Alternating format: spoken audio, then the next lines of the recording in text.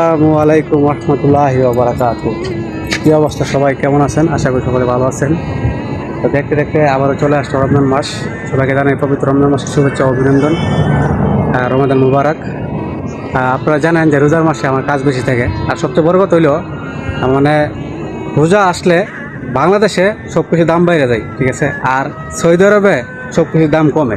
তো সেই জন্য আমার কাজটা বাড়ে, ঠিক আছে। আমার মালিক যে মালটা আগে 10 টাকা বেচতো, রোজা আসলে সে মালটা 7 টাকা 8 টাকা বিক্রি করে, সস্তায় বিক্রি করে, যার কারণে আমার কাজটা বেশি হয়ে যায়।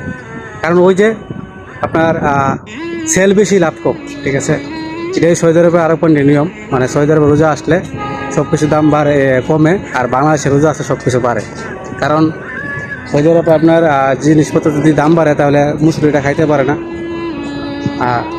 আর বাংলাদেশে সে চিন্তাটা করে না, সৌদি আরবে সে চিন্তাটা করে যাতে মুসলিমরা খাইতে পারে। তো সবাই ভালো থাকবেন, সুস্থ থাকবেন, আমার পাশে থাকবেন, অবশ্যই ভিডিওর সামনে গেলে রেসপন্স করবেন।